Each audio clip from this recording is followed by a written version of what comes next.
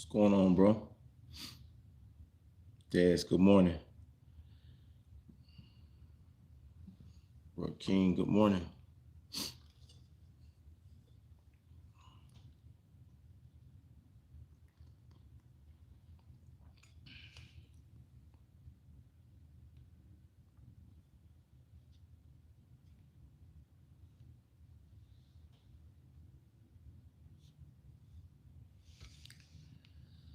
Come on in the house. Come on, Shawnee, good morning.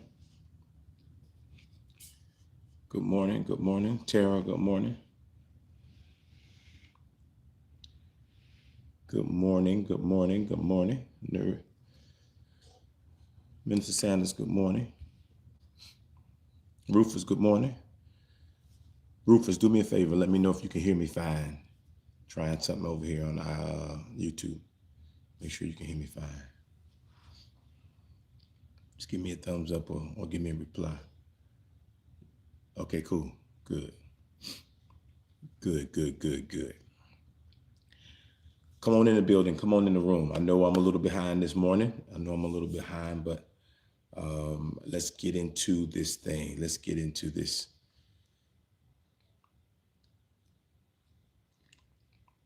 Sound great. Thank you so much. Jack, thank you. Jess, thank you. Thank you, thank you, thank you, thank you. Lady Ernestine Long, good morning. Shinway, good morning. Tara, good morning over here. Miss Barbara Clark, good morning. Lena Cofield, good morning. Monifa, good morning. Val, good morning. Teresa McCoy, good morning.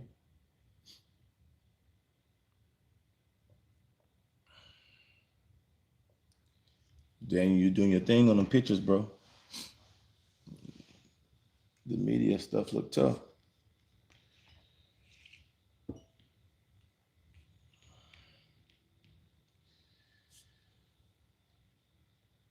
Come on in. We wait a few more minutes. We'll get going. Well, about a minute or so. I know we're already behind.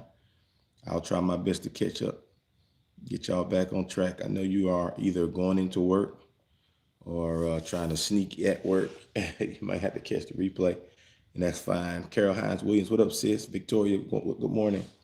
Good morning, good morning, good morning. Glorious Wednesday morning to you. Glorious Wednesday morning to you.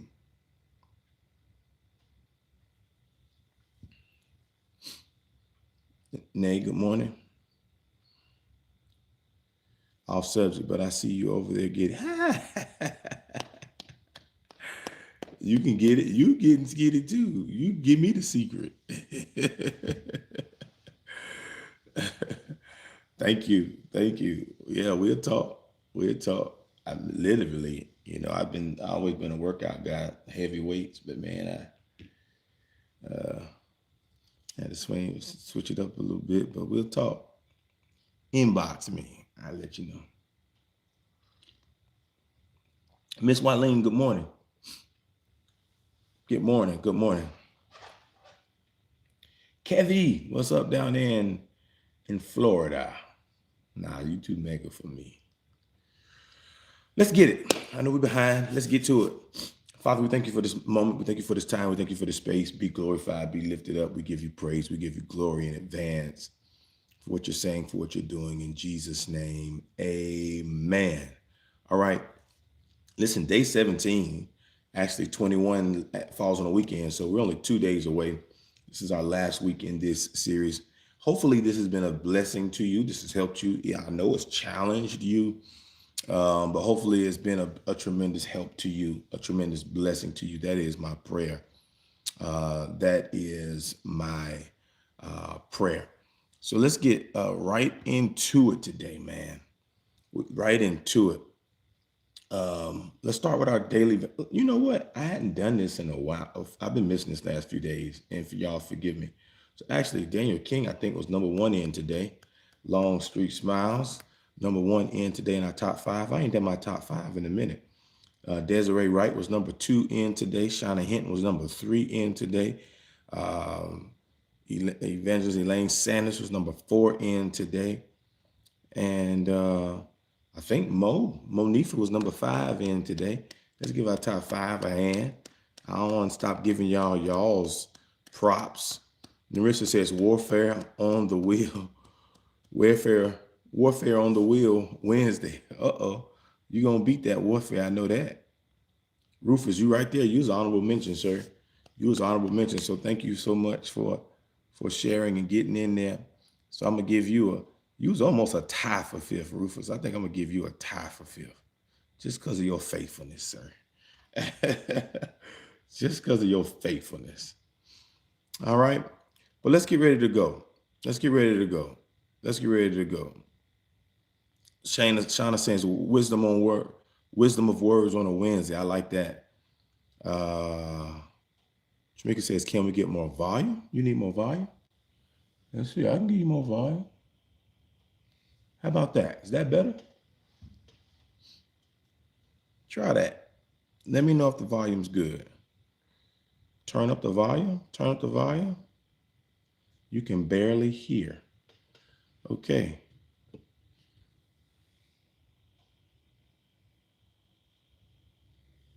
Facebook, talk back to me if that's better.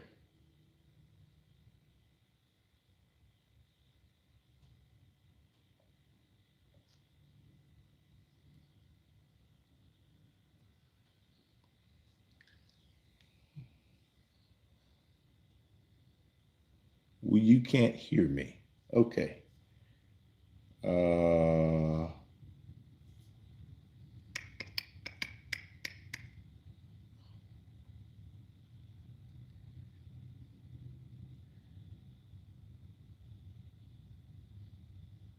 Is that better? Is that good?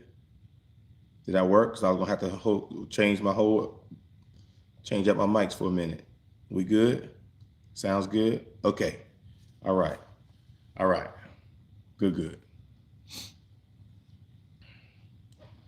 All right. Thank you so much.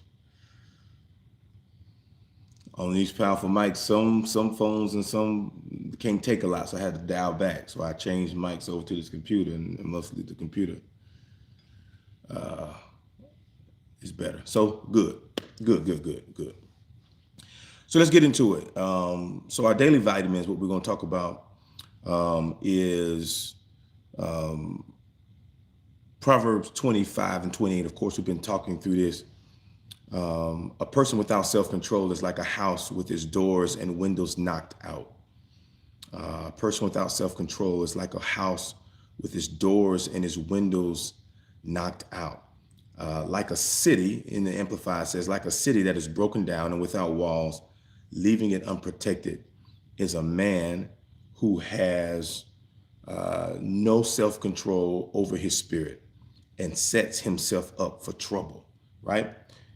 So Galatians 5 and 22, we get the fruit of the Spirit.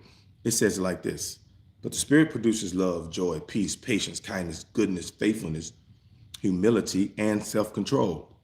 And there is no law against such things as these. Good morning, Miss Joy. In the Message Bible, I love the way it puts the fruit of the Spirit together as it relates to applies to your life. Okay, I'm back. LOL, not me switching platforms. Thank you for checking, Kevin. If you was here as my immediate person, we wouldn't have these problems. Nah, just playing. But thank you, Media Guru, for making sure that I sound great.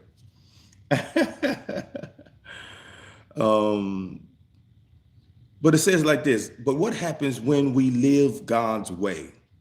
He brings gifts into our lives. That's the fruit in the seed form. Much the same way that fruit appears in an orchard. Things like affection for others, exuberance about life, serenity. We develop a willingness to stick with things, a sense of compassion in the heart, and a conviction that a basic holiness permeates things and people. We find ourselves involved in loyal commitments and not needing to force our way in life, able to marshal and direct our energies wisely. Wow. Nicole Richardson, good morning. Narissa, good morning. Self-control is this. We know this, and I've been saying it every day. That's why we call it daily vitamins, because daily vitamins give you your energy for each day. It gives you your daily nutrients each day. So as we go through the self-control, these are the things you need to remind yourself of daily. Self-control is the ability to manage your behavior, manage your emotions, manage our impulses to align with our personal goals and values, essentially overriding immediate desires for long-term benefits, right? Self-control is the ability to regulate and alter your responses in order to avoid undesirable behaviors and outcomes and increase more desirable and behavioral outcomes, okay? Self-control is the ability to put on the brakes. We've been saying that. It is the ability to put on the brakes and think before you act, okay?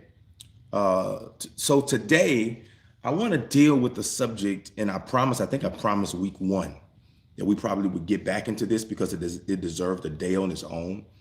And if you notice, the day 2 of this teaching, when we talked about self-control, the first thing we talked about is self-discipline.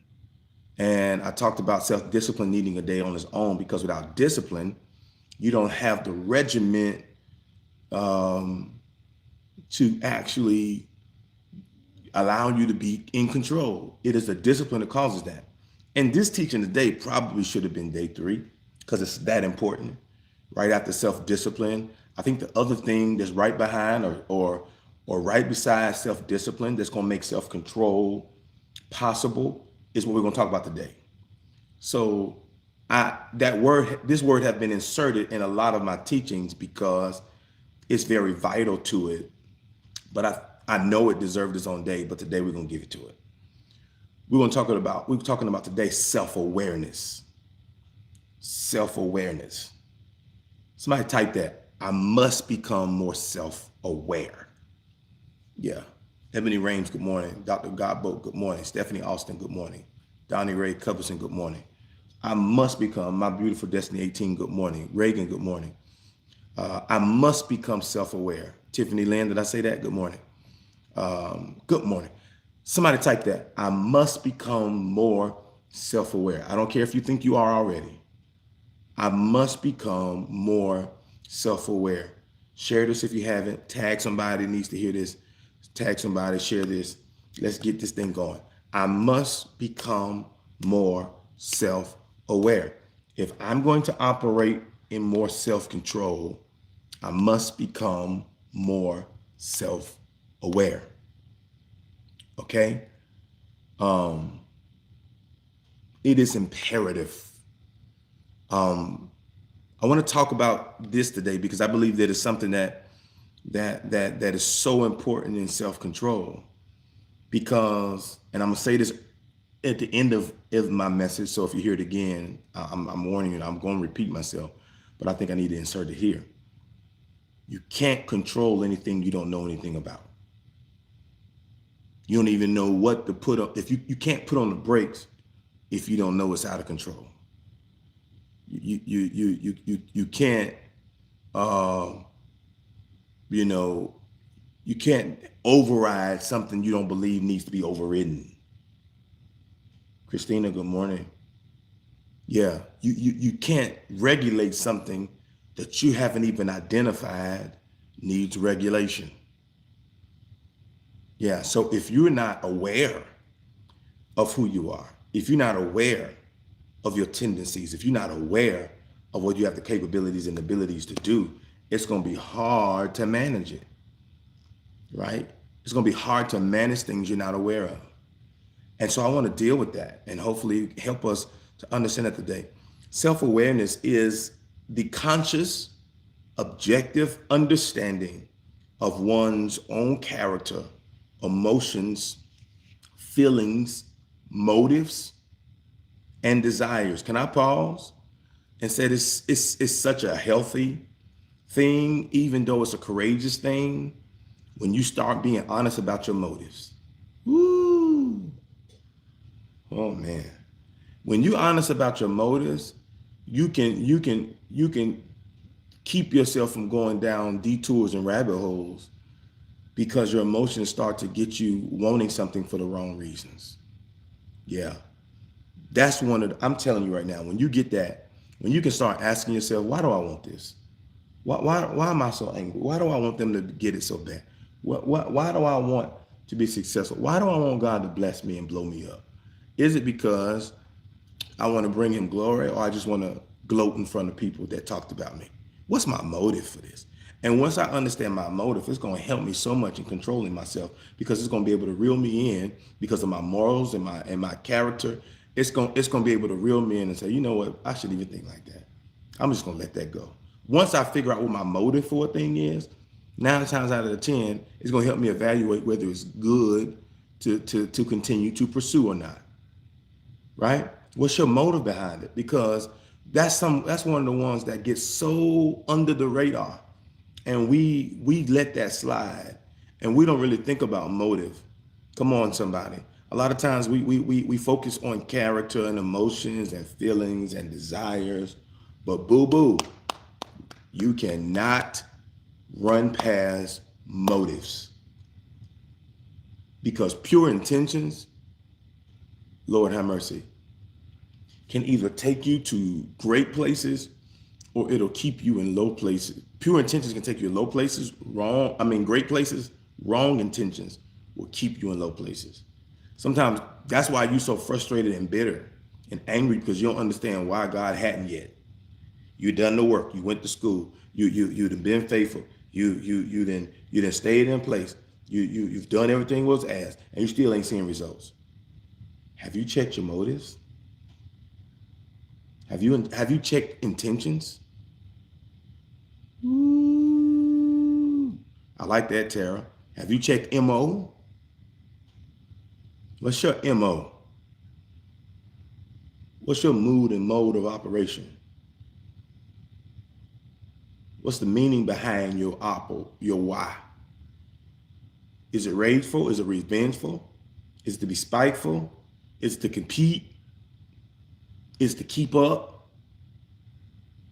Or is it just to be pleasing and willing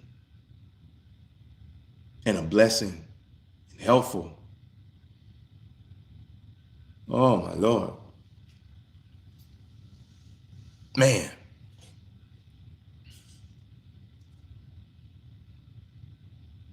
No, it's not to, I love that, Narissa. It's not to shame yourself. She says over here on YouTube, it's not to shame yourself, it's to understand yourself. And we're going to get into that. It's not to shame yourself, but to understand yourself. Self-awareness is not to downplay you, but it's to empower you by understanding you. Because when I understand me, I can control me better. When I'm honest with me, I give the reins back in my hands.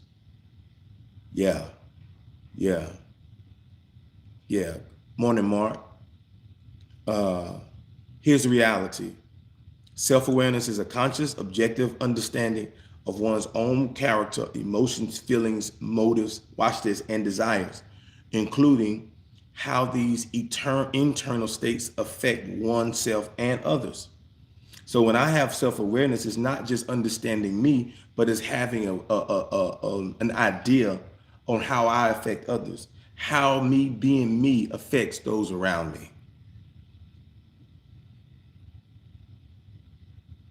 Yeah, I love that, because here's reality. It involves recognizing personal strengths and guess what? Recognizing weaknesses. And even as a pastor, there were some things that I hated to hear, or was hard to hear members say about me. But when I come, the reality is, when counseling, it was nothing harsh. It was like, it was areas where they expected more from me, but it was hard for me to give that because it wasn't part of my natural makeup. It may have been from pastor experience before. It may have been what they just saw a pastor being, and it's not naturally who I am. I'm just gonna be. Let me start it now. Just being transparent. We're talking about self-awareness, being aware of myself, and there's ways where I have to pick myself and coach myself and talk to myself. You gotta do more of that. You gotta go. You gotta go visit this. You gotta go see it, because I am a loner, and a part of, I'm a thinker. I am a nerd, so to speak, as relates to study and revelation and just helping. But I'm one of the ones, if you call me, I am boom, whatever I need to do. I'm there. I'll drop everything. I'll go. I'll do. But I ain't good at just randomly checking. I'm just not. It doesn't just come to me. Not that I ignore people. Not that I don't love people. That I don't think about people. I'm just not one of the ones who can go to my phone and send texts and check on folks, periodically. And sometimes I have to make myself notes. I have to remind myself, hey, such and such is dealing with this. They just had surgery. They just had this check on them, whatever. I don't do it naturally. And so there's some things that I do well naturally, and there's some things that I can miss the mark because it's not a natural thing for me. And it's not that. So that awareness doesn't say that I still don't need to do those things, but now I know I have to do extra than most people or to some people to show up in those areas because it's just not a part of something I do well naturally. Some folks are natural at that stuff, bedside manner, checking up, the warm and fuzzies, sitting in homes and talking for hours and doing those things. But then they may miss it in areas where I'm good at. But it's all about knowing yourself and knowing who you are. Does that make me a bad pastor? I don't think so. Does that make me flawed in some areas and need to work on some things? Yes. Right?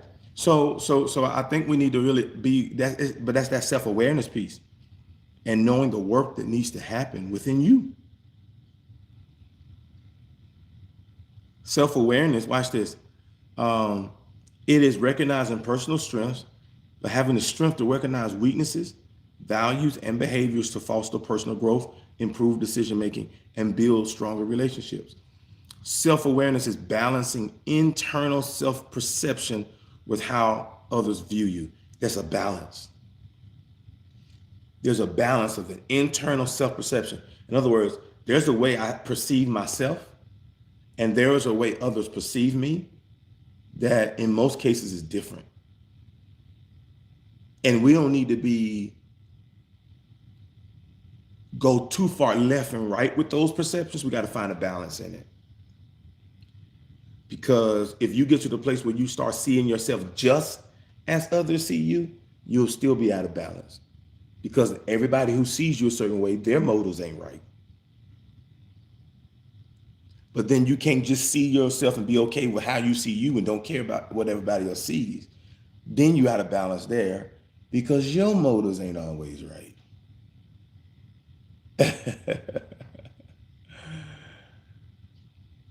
And when we find healthy growth is we can get in the middle. When we become aware of who we are, but then we can still be open to how others see us to create a greater awareness. It's going to help us deal with more emotional intelligence. I hope this is helping. Self-awareness is balancing internal self-perception and how others see and view you. It is developed through mindfulness. Some of you heard me teach about mindfulness a year or two ago. But mindfulness is just this. A lot of times when things go through our mind, we don't sit and meditate and think on it and let it and feel it and allow ourselves to let that thing teach us. A lot of times we try to block what we feel or what we think and keep it out. But mindfulness is actually letting it in so that you can feel it, analyze it, and learn. Right?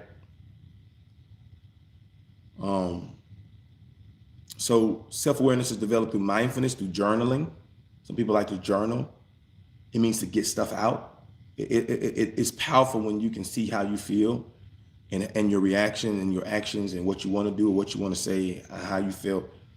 It allows you to act without acting. Yeah. Pastor Jones, your awareness of yourself helps you to become better for yourself. Yes, right. Yeah. That's right, Pastor. Journaling allows you to act on how you feel without acting on how you feel.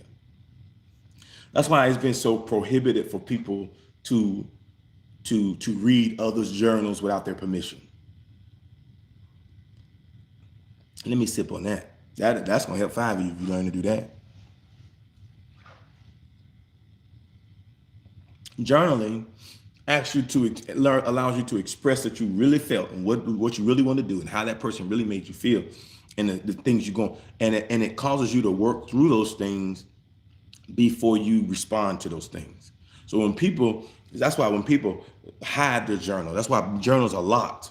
That's why journals sometimes are private. That's why some journaling books come with keys, so that people, if they do come across your journal under your bed or in your drawer or in your box or whatever you keep it, they're gonna see your innermost thoughts. And sometimes it's scary to feel, you really felt that way about me?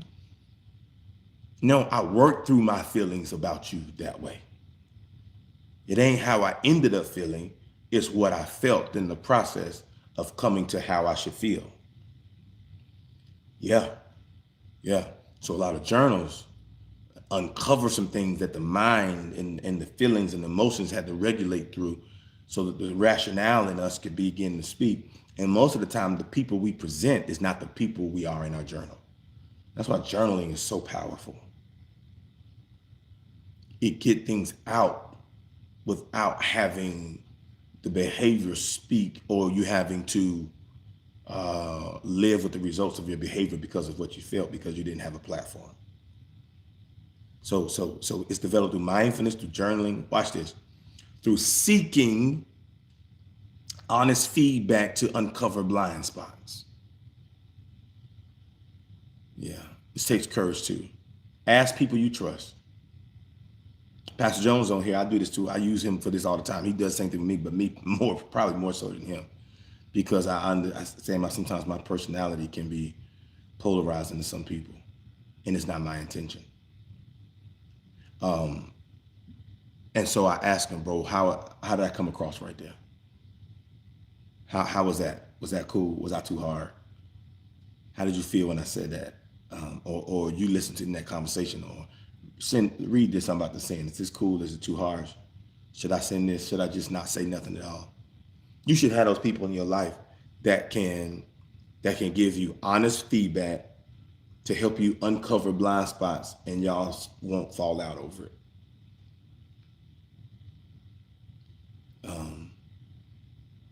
So some key practices include reflecting on emotions. That's the grounding. Tarot's like, you write on it, grounding, mindfulness, right? Recognizing triggers and acknowledging areas for improvement. That's what we're talking about, self-awareness. Without self-awareness, it's going to be real hard to operate in self-control. Yep.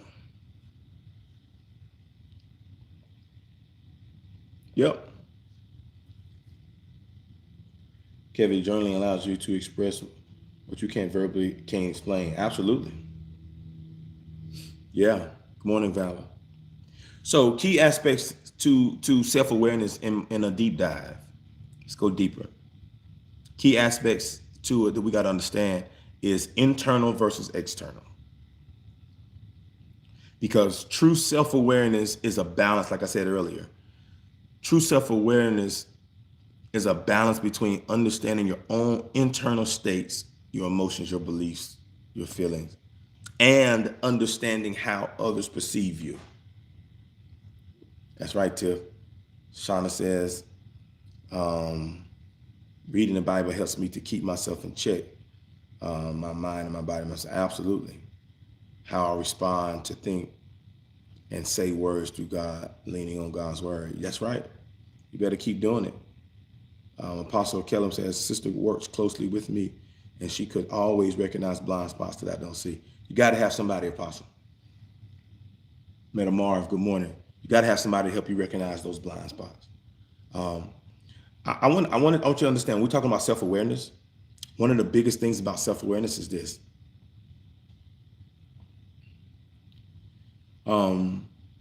There's a balance between internal and external. Understanding how I am, being honest about my emotions, my feelings, my beliefs, my triggers, and then have an understanding of how people perceive you. Watch this. Now, you got to put your big girl, big boy pants on for this one. Understanding how people perceive you don't mean you actually believe it.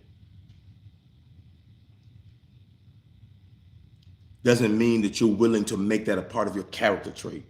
But it is so important to know how you can be perceived, so that you are very mindful, right,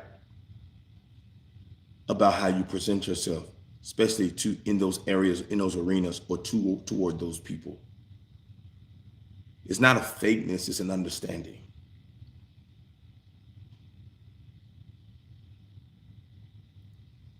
If in a certain circle, and this has happened to me before, certain individuals that I know feel like I'm hard to approach when I'm around them, I try to be so open and so, or I'll actually approach them. I'll try to be so engaging on purpose to help debunk this idea that you can't have a conversation with me. I'm not being fake. I'm being intelligent in my information gathering. I used to go on interviews where I know big, let's just be honest, can I just talk real? Big and black guys, sometimes in an interview around a lot of white folk, I can be intimidating. So I make it my point to let them know you're safe around me. Even though your stereotype is wrong, I want to make you comfortable so that I don't fit into your stereotype. Man, some folk can't receive that, but if you can, I need you to understand to help you so much with relationships. It is purposeful engagement. That's right. Yeah, purposeful engagement. I have intel of what you may perceive black men to be. So with my intel, I'm gonna be intentional to debunk that and let you know all black men ain't like that. That's an informational, emotional, sociological, educated response. And that comes with an awareness of me, that I can be that for you, and it ain't changing me or making me feel like I'm being fake, because I'm confident in who I am. And I am aware of how you see me. And so I am going to do my best to win you over. And you may think that's, but the Bible says that he who winneth souls is wise.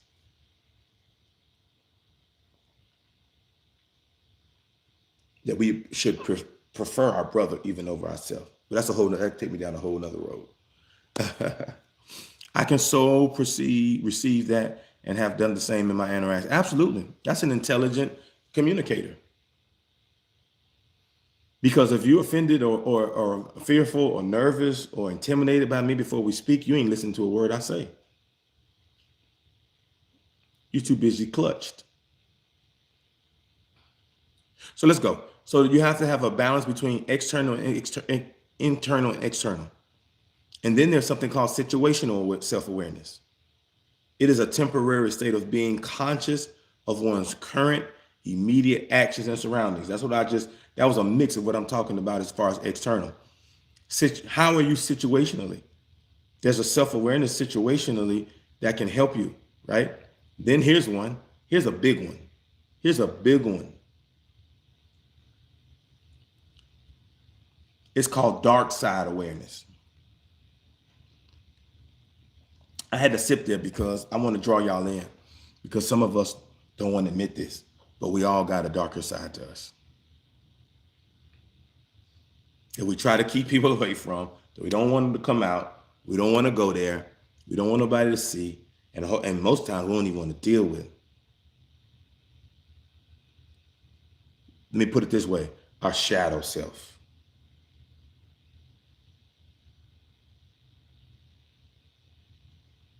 And we got to have the courage to examine our shadow self, vices, our weaknesses, our negative patterns, that side of us that we have been denying even exists,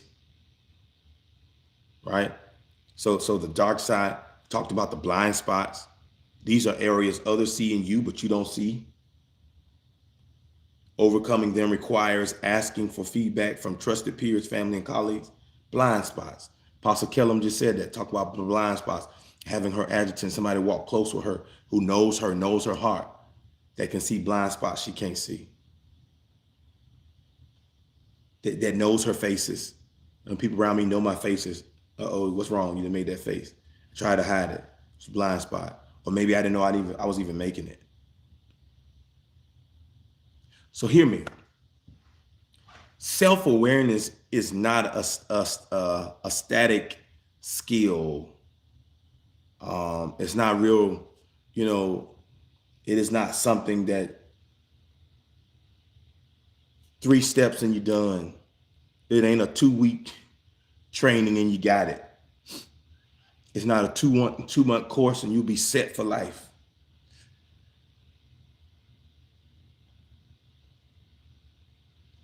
Wow. Tara says, your teachings and coachings teach me to immediately sit myself down when I get overstimulated, learn to control my thoughts.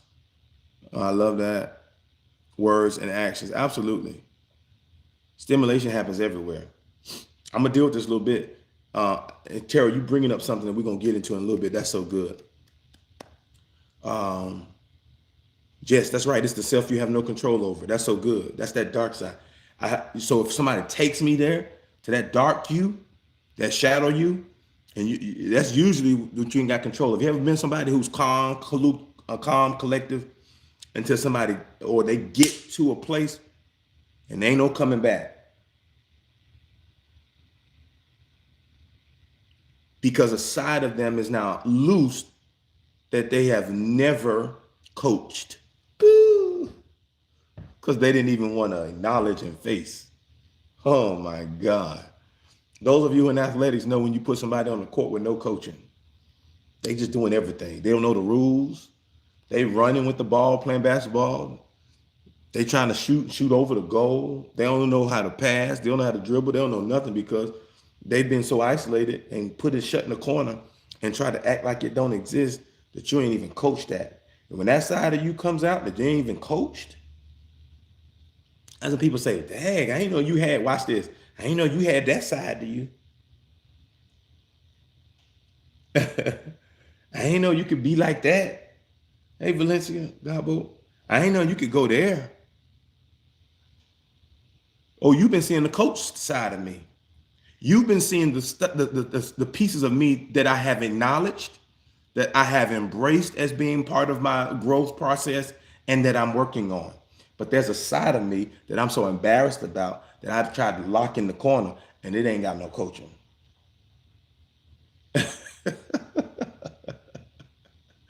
Y'all gonna leave me out here all by myself? Yeah. When that side come out, I don't know what it's gonna do. I don't know, right? And so how do we get to those dark sides of us? By having somebody in that corner to help us with the blind spots. Unmanaged. You got to have somebody in your corner to help you with them blind spots, to let you see, you just gonna ignore that? Oh, you gonna that you need to, that wasn't good. That ain't a good look. That ain't watch this. So it's not a static skill. It's not something you can get in 2 months and be gone for life. No, it is an ongoing practice that involves embracing discomfort and continuously questioning one's own assumptions. Because whether you know or not, we got some assumptions of who we are, how nice we are, how pleasant we are to be around, how impactful we are to other people. Oh, we got a lot of assumptions about us. But self-awareness is this ongoing practice, this lifelong skill development that involves constantly embracing discomfort and continuously questioning one's own assumptions. I've learned, instead of, and this used to be me, here's something that people say that I don't agree with. I don't believe that. I'm not going to receive that. That ain't true. Now I've learned to sit in that. Let me sit in that for a minute. I may not still believe it initially, but let me sit in it. Let me soak. Let me reflect. Great morning, Pastor Bates. And usually when that happens, there are some things that are uncovered that I would have never touched if I didn't allow myself to become uncomfortable. I hope this is helping. Increased self-awareness leads to improved emotional intelligence. When we talked about emotional intelligence, life is 80% EQ and only 20% IQ. I'll keep saying that. The successful people are not just good academically, intelligently, as far as knowledge, even street knowledge. It's not what you know, it's how you handle yourself. 80% of successful life is how you handle yourself. It's not how you educate yourself. It's how you handle your education. I want to throw this. I want to just pour my tea all over my head. It ain't even enough to sip on that. How do you handle? Yeah, you did a lot of learning, but how you handle that? 80% is how you handle yourself. That's why this self-control piece is so vital, man. Because a lot of us know a lot, we can help a lot, we can do a lot, we can love better, we can be better, we can be more effective, we can have more lasting relationships, we can be more constructive, we can build more, we can sustain more, we can increase more if we control ourselves more.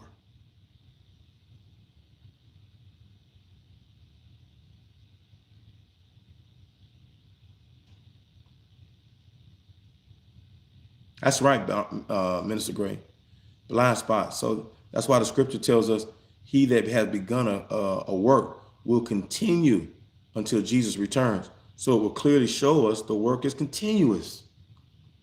Yeah, Jesus didn't finish your work the day he started with you. He will complete it. Let patience have her.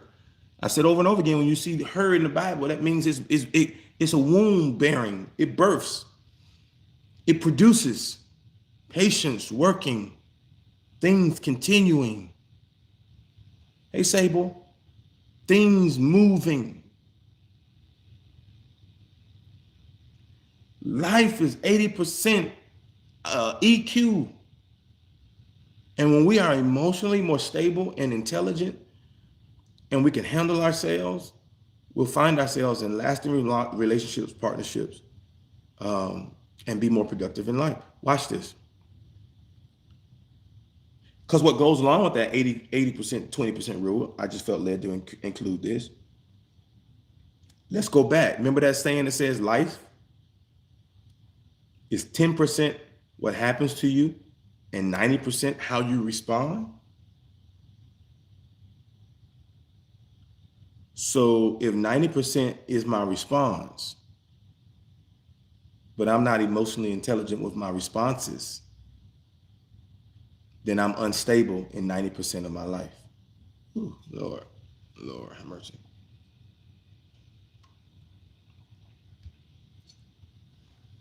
And most of us flip that and blame our environment for 90% of our results. Remember, Jesus comes to the blind man pool of Bethesda and says, do you want to be made whole?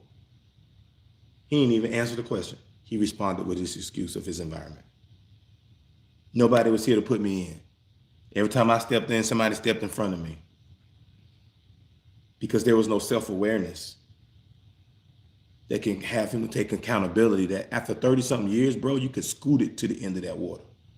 Even if you couldn't walk, you could have rolled. You could have inched. The next year, ain't nobody gonna beat me here. I'm gonna work 365 days if I got an inch, a centimeter a day. That by the time this moment comes up next year, I'm gonna be in that water. If I gotta just roll over in it because I'm already sitting on the side. But when I'm not operating in self-awareness and self-control, my life's results is everybody else's problem around me. He didn't even answer the question. He just answered with his excuses. Nobody didn't help me. Nobody wouldn't take responsibility for me. Okay. Here's a real fact. While 95% of people believe they are self-aware, research suggests that only 10 to 15% in society are.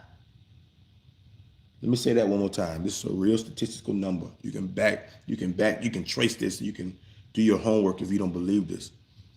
95% in society believe that they are self-aware. But research suggests that only 10 to 15% truly are. So that's a gap of 80 to 85% of people living a lie. Let me sip again. Danita Harris, good morning.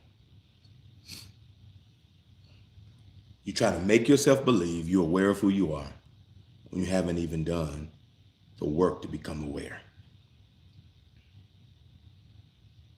Watch this. Because although everyone has a fundamental idea of what self-awareness is, if I ask all of y'all what self-awareness is, y'all probably could tell me what your understanding of it is. But watch this. While everyone has a fundamental idea of what self-awareness is, we don't know exactly where it comes from and what its precursors are, or why some of us seem to have more than others and some of us seem to have less than others.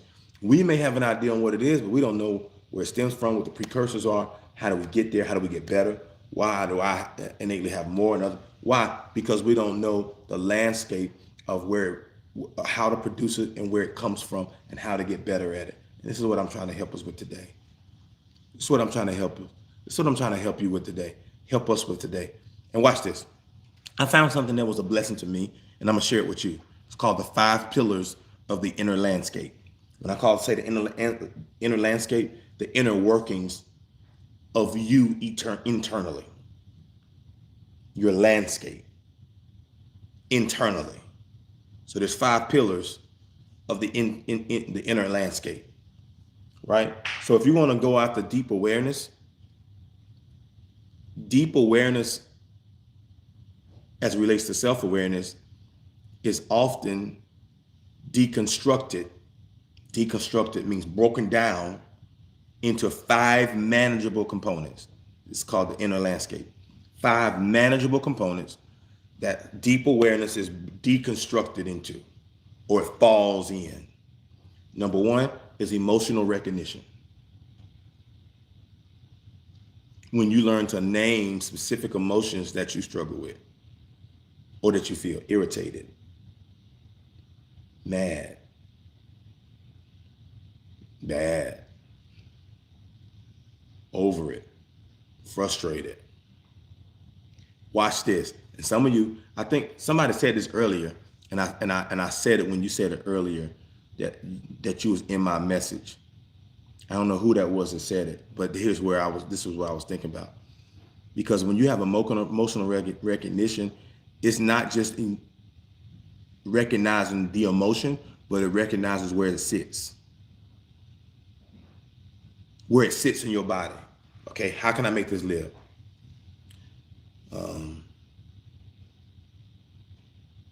You might get mad or overwhelmed and you start crying. So your tears is where your emotion or where certain emotions live. Some of you, when you feel something, when you get angry about the fight, like my sister, when she about to fight, her feet start shaking. I mean, her legs start shaking. You can see her legs start shaking. You're like, uh-oh, calm down. Don't get up, don't do that, right? She starts shaking like that, her leg, because that's where her emotion sits. Some of you, your lips start quivering. Some of you, you start getting sweats. Hands, palms get sweaty. Clenched jaws, tight. Come on, wherever it is, you can see. And once you can recognize it, why is that important? Because when I can recognize my emotion that's arising or that is in me, not only just what I feel and where it sits in me, I can then begin to pause it, put the brakes on it when I feel it, because I recognize it. Uh-oh, this is what this is. Let me stop, because if this keeps going, the action is coming after that. So when you are in tune to your body, where you can recognize certain familiar emotions rising up based on where they sit in your body, that'll be a sign I got to deal with this fast before it goes to a place where I can't pull it back.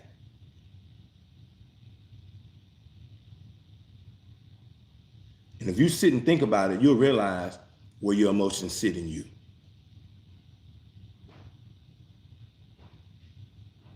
Something that you do that's about to trigger a next move. Some of you start rocking. And somebody next to me, uh-oh, stop, because they know you. Please don't get to rocking, because I know what's coming. Calm down, it ain't that bad. Do we need to leave? Y'all gonna talk back to me? Y'all gonna leave me out here by myself? Huh? Yeah, you start pacing. You'll get up. You were sitting, but now you can't sit down. And you start pacing the floor and you rock this way. You might pace back and forth. Some of you might start cracking your knuckles. That means if you say one more word to me, I'm gonna fly off of here. And if people that around you that love you can't see it, you gotta recognize them. Like, oh, okay, it's getting too much. Let me calm down. Let me take a minute. Let me walk outside. Jess said, start staring at the wall. Yeah, when you get that stare at the wall and people talking and you ain't looking at them no more, that means something about to go down. It is an emotional recognition. Not only is it naming specific emotions, but it's allowing yourselves to feel where they sit and have an identity with where they sit in you, where they live in you, so that you can have a response to it before it overtakes you. Y'all got it? And so here's another tool to help us with that. It's called the use of a traffic light check-in. Somebody ever heard of that? That's a micro reflection. It's called traffic light check-in. You can do those 3 times a day. Ask yourself, am I green? Am I yellow? Am I red? Green is calm. Yellow is distracted. Red is overwhelmed. And just like red, when you're overwhelmed, probably it's time to stop, take a step back, regroup. When you're yellow, that's a caution. I'm getting distracted. It's time for me to get back on where I need to be because I'm lost focus. But if I'm calm, I'm green. I'm good to go. When I'm green, when I'm calm, I'm good to go. When I'm distracted, I have to stop, yield, and take caution to get myself back focused. When I'm red, I'm overwhelmed. It's time to stop and put on the brakes.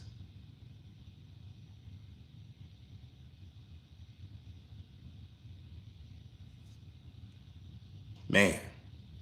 So the first one is emotional recognition. The second one is thought pattern awareness. Thought pattern awareness, right? I'm breaking down what we're doing. We're breaking down these inner landscapes, these 5 pillars of inner landscapes where awareness lives. So it lives in emotional recognition. It lives in thought pattern awareness. It means identifying reoccurring mental narratives,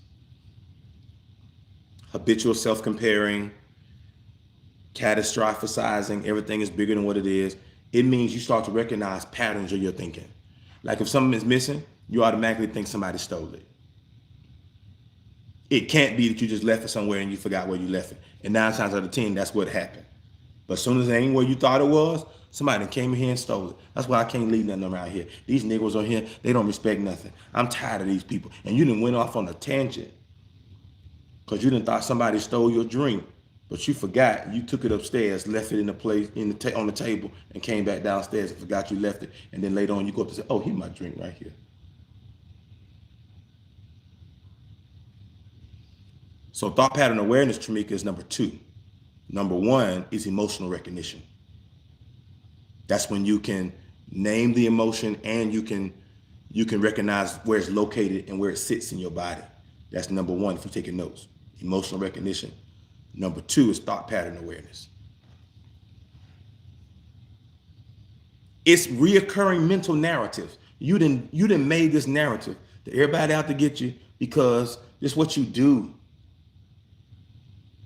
You hear at your job, they're gonna be layoffs. You automatically think, oh, it's gonna be me. I'm always the one they're coming for. No. It's thought pattern awareness.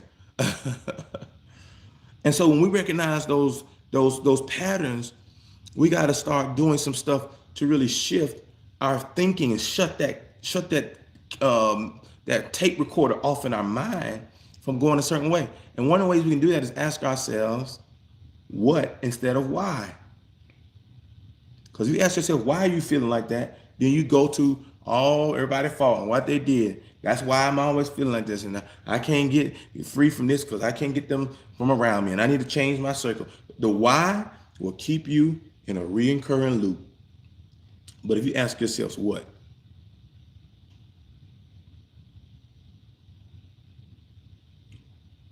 happened that got me here?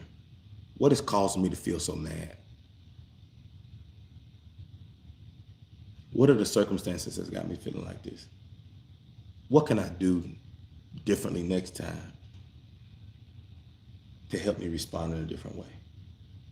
See how it changes the narrative? If you stay in the why, you stay in a rumination. You stay in this circle of circumstances. But the what takes you out of the circle of circumstances and takes you into the realm of solutions. Woo! Woo, I'm not out of tea.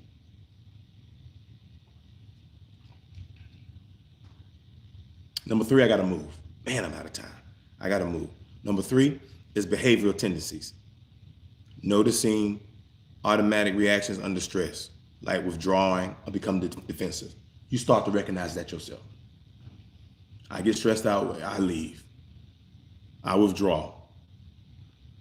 I'm defensive. You can recognize yourself, or it can be a blind spot recognition by somebody you trust. Why do you always gotta get defensive? Somebody ask you a question. You might find that out in those conversations with those trusted people. Feedback. Seems like every time you get mad, you just up and leave. Every time somebody says something you don't like, you eject from the conversation. Behavioral tendencies. Number 4, I gotta move. Values alignment.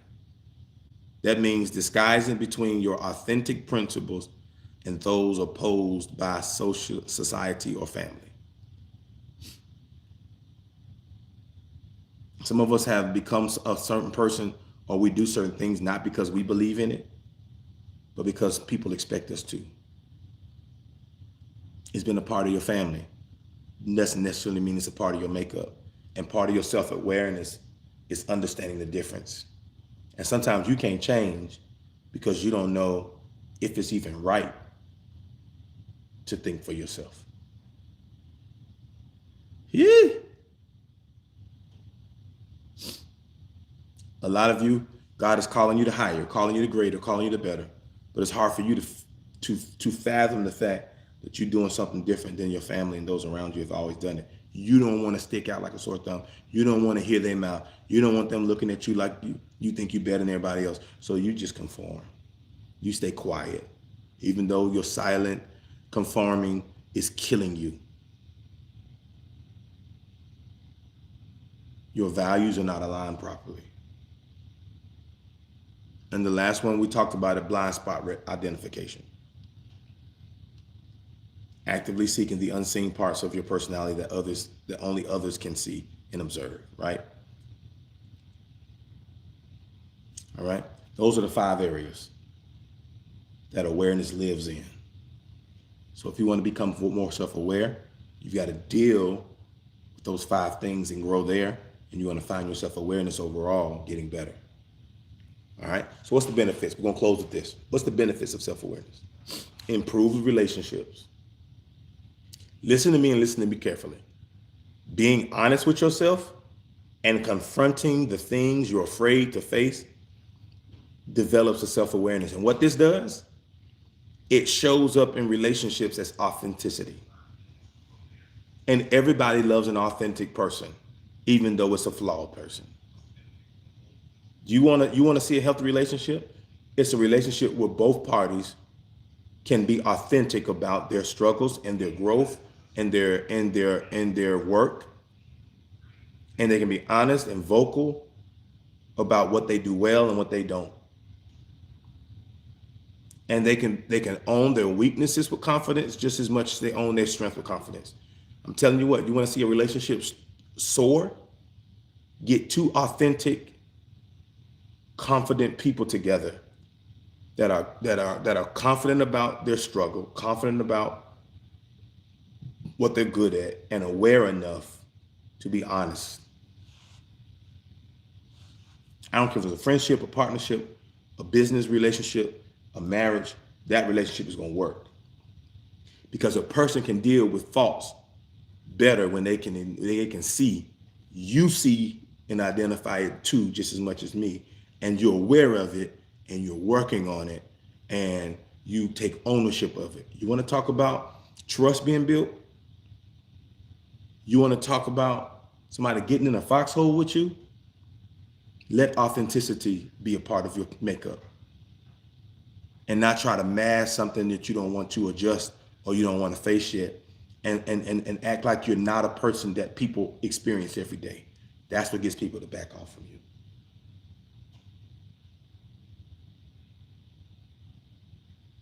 Sound like me and Quan.